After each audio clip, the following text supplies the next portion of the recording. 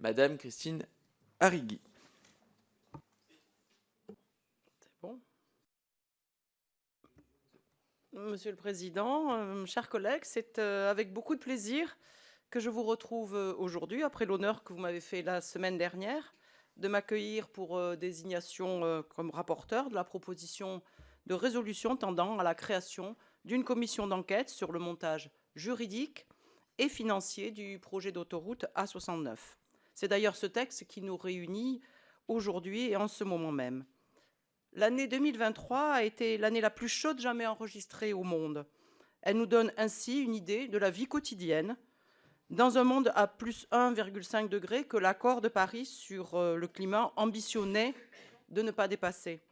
2023 a été également la deuxième année la plus chaude jamais enregistrée en France, après 2022.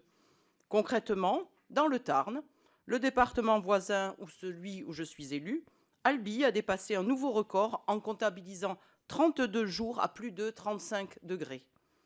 Je ne vais pas multiplier les constats du dérèglement climatique largement débattus dans cette commission, qui est néanmoins amené à s'aggraver.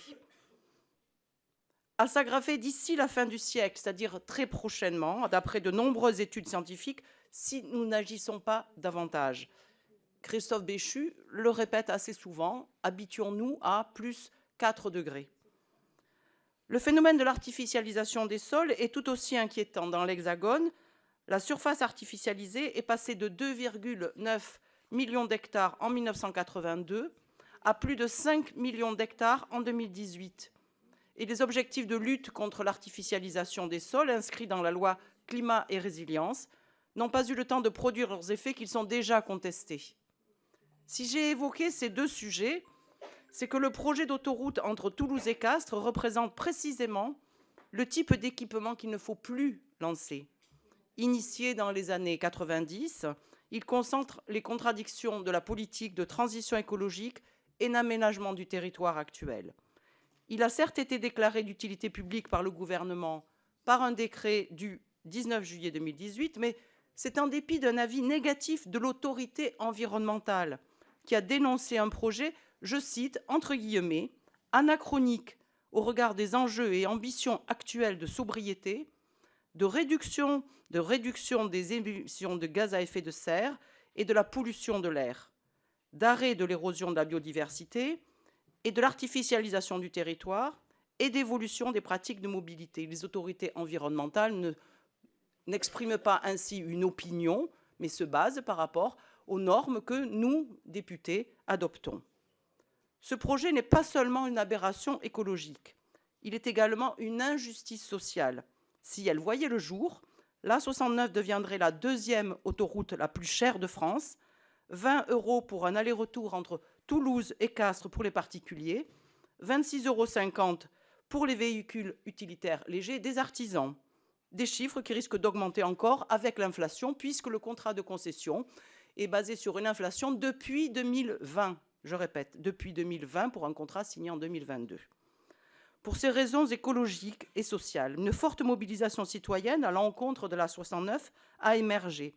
61% des habitants du Tarn et de la Haute-Garonne se déclarent défavorables au projet. Une pétition déposée sur le site de l'Assemblée nationale a recueilli plus de 50 000 signataires, plus de 1500 scientifiques, dont 10 co-auteurs du GIEC. 10 co-auteurs du GIEC. Des représentants de l'IBES et du Conseil national de la protection de la nature ont appelé le président de la République à renoncer à ce projet que l'on peut qualifier d'écocide. Il en remplit toutes les conditions. Or, l'État maintient ce projet. Cette obstination interroge. Elle interroge particulièrement vu du montage juridique et financier du projet comme de son opacité. L'État a choisi de confier la concession de l'A69 à la société Atosca, filiale de NGE, en réalité NGE Concession, détenue à 60% par deux sociétés de capital risque de droit luxembourgeois et une société suisse, pour une durée de 55 ans. Mais l'accès aux informations pour nos concitoyens, y compris les parlementaires, est entravé, puisque les annexes du contrat de concession sont consultables uniquement sur rendez-vous, à Paris, et sont couvertes par le secret des affaires, décret numéro 2018-1126. Par exemple, pour la rapporteure spéciale de la Commission des finances que je suis, bien qu'investie des pouvoirs spéciaux que confère l'article 57 de la loi organique relative aux lois de finances, j'ai sollicité à 3 reprises l'administration pour obtenir communication de l'intégralité des annexes du contrat de concession, sans occultation et sans que l'on oppose le secret des affaires, qui n'est pas opposable au titre de cet article. J'ai donc écrit une première fois. On m'a répondu qu'il fallait que j'aille consulter ces annexes à la Défense. J'ai répondu que je souhaitais que ces annexes soient mises à ma disposition à mon bureau. Ces annexes m'ont été envoyées, toutes caviardées. Et il a fallu que je demande une 3e fois et invoque l'article 57 pour obtenir enfin les annexes non caviardées.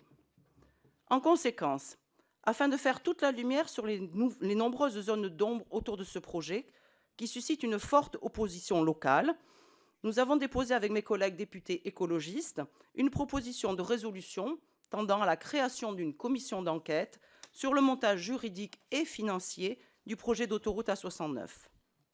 Comme l'indiquait tout à l'heure Monsieur le Président, en application des dispositions de l'article 141 alinéa 2 du règlement de l'Assemblée nationale, la présidente du groupe écologiste NUPES, Cyrielle Châtelain, a choisi d'exercer son droit de tirage à ce titre. Notre commission n'a donc pas à se prononcer sur l'opportunité de la commission d'enquête, mais doit vérifier que les conditions requises pour sa création sont réunies, conformément à l'article 140 de notre règlement. Et je rappelle que ces conditions sont au nombre de 3.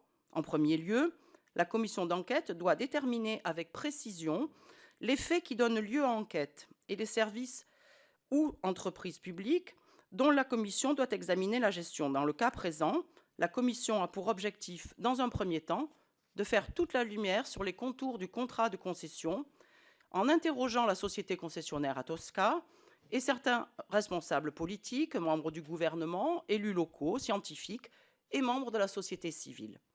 Il sera ensuite question d'avoir une connaissance et une analyse fine du montage juridique et financier du projet et de la répartition des capitaux qui constitue Atosca. En deuxième lieu, aucune commission d'enquête ni mission ayant le même objet n'a achevé ses travaux il y a moins de 12 mois. La création d'une commission d'enquête est donc possible. Enfin, le garde des Sceaux, ministre de la Justice, a fait savoir à la présidente de l'Assemblée nationale, dans un courrier du 6 décembre 2023, qu'il n'avait pas connaissance de procédures en cours susceptibles de recouvrir le périmètre de la commission d'enquête envisagée. Donc, chers collègues, toutes les conditions sont donc réunies pour la création de cette commission d'enquête, nécessaire à l'exercice de notre mission constitutionnelle de contrôle de l'action du gouvernement. Je vous remercie pour votre attention et évidemment suis à votre disposition pour répondre à vos questions. En tout cas, celles pour lesquelles j'ai la réponse aujourd'hui. Merci Madame la rapporteure. Nous en venons aux orateurs.